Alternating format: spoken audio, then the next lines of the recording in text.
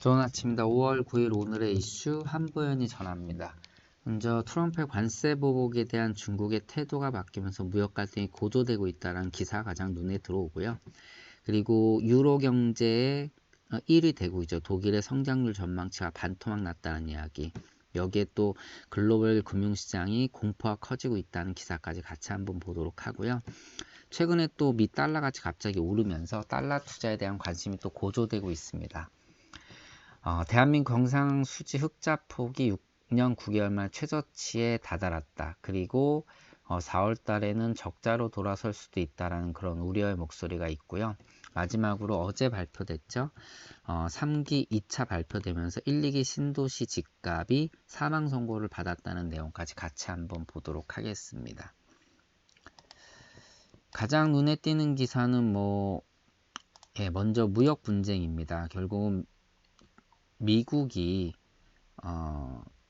가장 핵심이 됐던 거는 어제 기사에도 말씀을 드렸듯이 이 무역 분쟁 때문에 증시에 악영향을 미치다 보니까 이러한 부분들을 고려해서 트럼프가 온건파의 조언에 따라 무역 협상을 벌이다가 미국의 경제 지표가 좋게 나타나다 보니까 결국은 강경파 입장에서 대응하기 시작했다는 거죠. 그러면서 중국에 강력하게 대응을 했고 결국은 중국에서는 어제까지만 해도 우리는 지금 싸우는 것보다는 협상의 단계로 잘 접목하겠다고 하는 모습을 보이는 것 같더니만 결국은 같이 맞불 작전을 펼치기 시작했고요. 이를 통해서 이제 정면 충돌로 이제 돌아서는 거 아니냐. 이를 통해서 세계 경제가 성장의 어떤 이제 큰 그 걸림돌이 또 생기는 거 아니냐라는 우려의 목소리가 커지고 있다라는 부분입니다.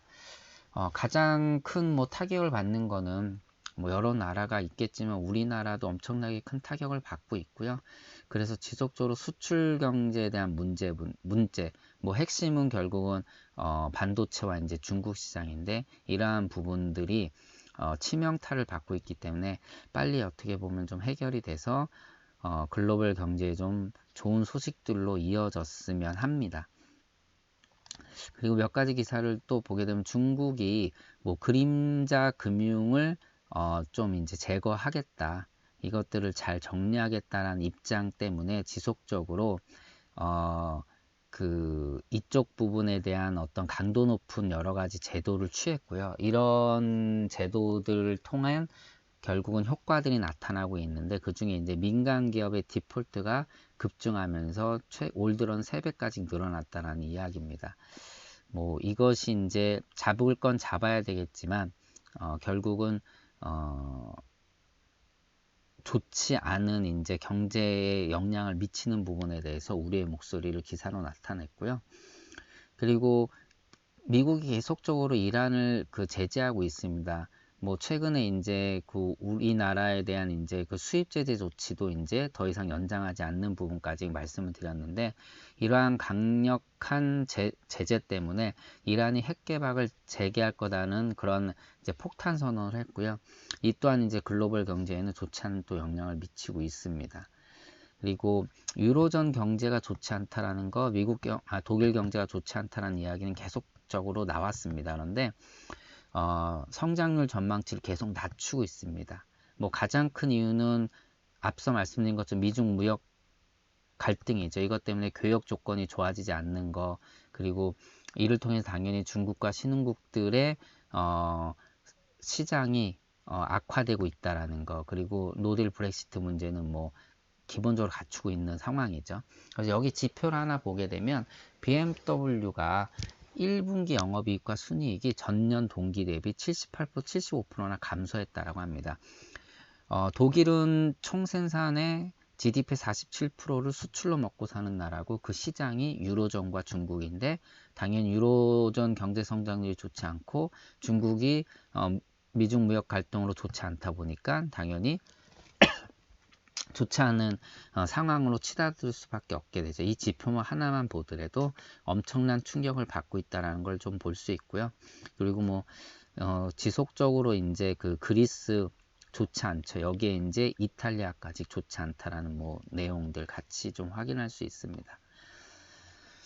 그리고 미중 무역 분쟁을 통해서 글로벌 경기가 우려의 목소리가 커지다 보니까 결국은 이것이 금융시장으로 퍼지면서 글로벌 금융시장이 공포가 이제 커지고 있습니다. 첫째 뭐 S&P 500 지수, 다우 지수, 나스닥 다 하락했고요. 니케이, 그 다음에 상해 종합지수, 그 다음에 대만의 자취한 지수, 한국 코스피 다 떨어지고 있다는 얘기. 그리고 교역이 좋지 않아지면 활발하지 않으면 당연히 에너지 수요도 줄어들 거라고 예상하기 때문에 유가도 같이 하락했다는 내용입니다. 결국 미중 무역 전쟁이 어마어마한 효과를 미치고 있는 것을 확인할 수 있습니다. 그리고 신흥국들에서는 지속적으로 이제 금리를 인하하는, 그러니까 그 경기를 부양하기 위한 정책들이 속속들이 이제 나타나고 있다는 기사 내용도 같이 볼 수 있습니다. 상황이 좋지 않다 보니까 금리를 내림으로써 이를 통해서 경기를 좀 부양하겠다는 의지들이 지속적으로 나타나고 있는 것까지 확인할 수 있습니다. 국내 경제 이슈를 좀 보도록 하겠습니다. 앞서 서머리에서 말씀드린 내용처럼 경상수지가 휘청거리고 있다. 83개월째 흑자를 진행하고 있지만 이 흑자폭이 이제 계속적으로 줄어들고 있고, 가장 큰 이유는 뭐 당연히 반도체 단가락과 대중 수출 비중이 지속적으로 줄어들고 있는 부분입니다. 근데 여기서 더 중요한 부분이 뭐냐면 수입 부분에서는 소비재 수입이 늘었지만 생산 활동에 필요한 기계류, 정밀기기 등은 크게 감소했습니다. 결국은 이것들이 감소했다는 것은 앞으로 경상수지 여건이 더 악화될 거라는 얘기죠. 결국은 이 부분이 어떻게 보면 설비 투자가 감소됨으로써 감소된다는 거, 앞으로 경기에 대한 이제 그 예측을 불안하게 보고 있다라는 거고요. 이것들이 반영이 돼서 앞으로는 더 안 좋아질 거다. 그래서 뭐 4월달 같은 경우는 배당이 크게 늘면은 그 배당액이 이제 많아서 이것들이 빠지게 되면 결국은 경상수지가 적자로 돌아설 수도 있다라는 그러한 우려의 목소리가 나오고 있고요. 그리고 우리나라도 기준금리를 인하해야 되겠다라는 거, 지속적으로 어떻게 뭐 물가가 이제 저물가를 지속적으로 유지하면서 이것이 디플레이션으로 이어질 수 있다라는 얘기들을 하고 있습니다. 정부의 정책에 대한 좀 비판적인 목소리도 같이 내고 있는 거죠. 뭐 물가가 낮아서 물가 안정을 하지 못하고 있는 상황에서 금리를 내려서 이를 좀 활성화시켜야 됨에도 불구하고 정부의 정책이 뭐 이제 부동산 시장을 잡겠다라거나 대출 문제를 이야기하면서 지속적으로 금리 인하에 대한 그 어떻게 보면 그 정책적인 부분을 막고 있다라는 얘기인데, 사실 이제 뭐 그 금리 인하는 여러 가지 또 이유가 같이 있죠. 뭐 미국과의 이제 금리 격차 문제들도 있고, 그리고 앞서 말씀드린 대출 부분에도 있고, 부동산도 잡기 위한 여러 가지 정책들하고 얽혀져 있어서 쉬운 부분이 아닌데, 이렇게 놔두다가는 결국은 디플레이션에 우리가 공포에 휩싸일 수 있다. 그래서 금리를 인하할 필요가 있다라고 얘기하고 있는 그러한 목소리입니다. 그리고 재테크 관련 기사를 잠깐 보도록 하겠습니다. 달러 투자에 대한 이야기들은 지속적으로 계속 반복됐던 것 같습니다. 근데 최근에 뭐 어제만 해도 미중 무역 전쟁에 대한 다시 정면 대결로 돌입됐다는 우려가 목소리가 나오면, 글로벌 경제가 우려의 목소리가 나오면 당연히 포트폴리오는 안전자산 쪽으로 기울게 되고, 안전자산 하면 가장 기본적으로 꼽히는 게 뭐 엔화, 달러, 그리고 금이죠.